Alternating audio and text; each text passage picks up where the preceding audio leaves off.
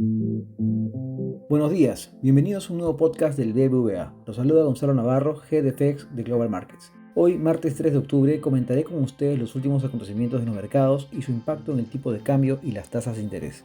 La semana pasada se caracterizó por el empinamiento de la curva de los bonos del Tesoro en los Estados Unidos, principalmente por la subida del rendimiento del bono de benchmark de 10 años. Como consecuencia, también se vio una marcada fortaleza del dólar a nivel global. El ajuste en los niveles de la tasa de interés fue producto de la consolidación entre los inversionistas del escenario de tasas altas por largo tiempo, que la Fed se ha encargado de reforzar con el discurso hawkish de su presidente Jerome Powell y buena parte de sus funcionarios a lo largo del año, y sobre todo luego del ajuste al alza de los dot plots, que son pronósticos que realizan los ejecutivos de la Fed y que fueron publicados la semana antepasada. Así, el rendimiento del bono del Tesoro a 10 años pasó de 4.40% del cierre de la semana previa a 4.57%, llegando a un máximo de 4.68%.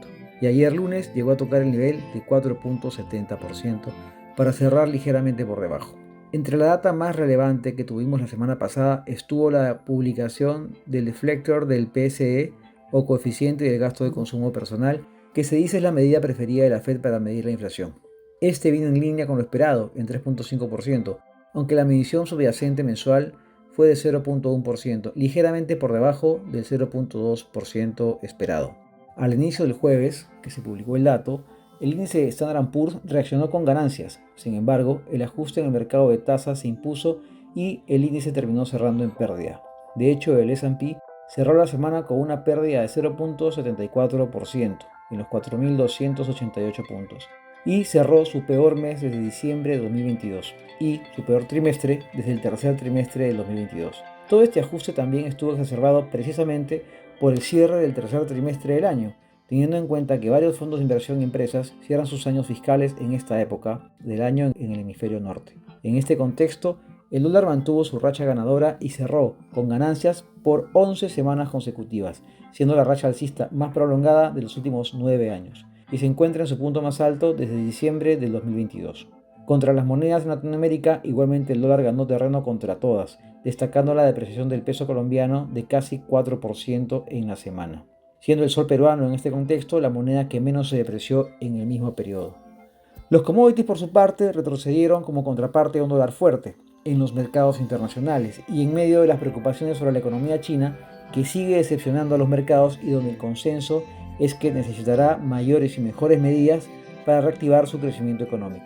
Así el cobre cayó 1.65% adicional desde el cierre del 22 de septiembre hasta el cierre de ayer lunes.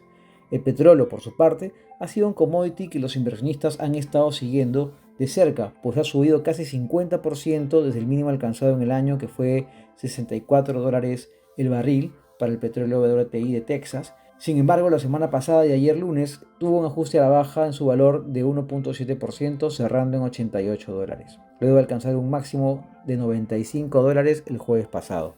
En el plano local, el sol peruano se depreció en la semana 0.9%, cerrando septiembre en 3.7860. Ayer lunes tuvo una depreciación de 0.26% adicional, hasta los 3.7970. La demanda ha venido principalmente de contrapartes extranjeras, en particular los fondos de inversión que han comprado cobertura en el mercado de derivados y también han comprado dólares en el mercado de spot, producto de la venta de los bonos soberanos. Así, durante septiembre, los extranjeros compraron un monto cercano a los 2.000 millones de dólares, y en los últimos 2 meses acumulan compras por casi 3.300 millones de dólares.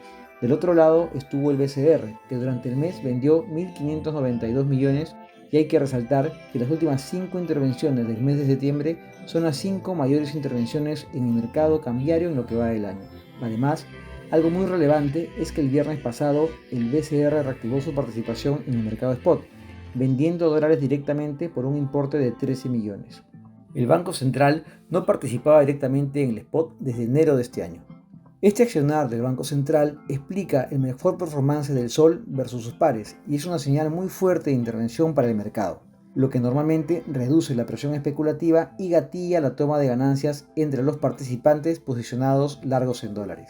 Por ello, y por los niveles técnicos alcanzados, consideramos que precios del dólar cerca o por encima del 3.80 serían niveles de resistencia de corto plazo y podríamos ver una corrección en el dólar en las siguientes semanas. Esta corrección estaría además soportada por la oferta neta del sector empresarial local, sobre todo por la participación de las empresas mineras que han estado vendiendo dólares a lo largo del año y que explican que el segmento empresarial sea ofertante neto de dólares. Esto además soportado por una balanza comercial superavitaria que el 2023 superará a la 2022. En cuanto al mercado de tasas local, la curva de bonos soberanos sufrió la semana pasada de la mano con la venta de bonos en los Estados Unidos. El tramo corto cerró con 15 puntos básicos de subida, la parte media o belly entre 30 y 40 puntos, mientras que el tramo largo unos 30 puntos de ajuste al alza. La venta fue principalmente de inversores extranjeros, aunque el jueves y viernes, y ayer también lunes, ya vimos aparecer compradores de parte de los fondos de inversión de largo plazo o real monies y algunos fondos de cobertura que han recomprado los bonos 29 y 31. Los fondos de pensiones locales, por su parte, fueron compradores netos a lo largo de la semana, con especial interés en los plazos largos, como el bono 40 y el bono 37. En cuanto a la data local, tuvimos la inflación para septiembre que vino por debajo de lo esperado en 0.02%, muy por debajo de la inflación de 0.38% de agosto y debajo de algunas estimaciones de hasta 0.25%.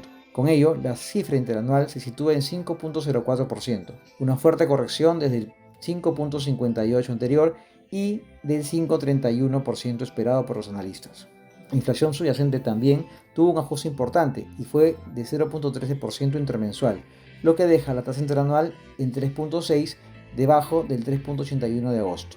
Con estos datos de la inflación, nuestra expectativa es que el Banco Central ajuste nuevamente su tasa este jueves 5 de octubre en al menos 25 puntos básicos. Y por este contexto de ajuste de inflación y la continuación de ajuste de la tasa de parte del Banco Central, somos constructivos en la curva de bonos soberanos. En particular, el bono 2031, el que técnicamente se perfila como el más barato.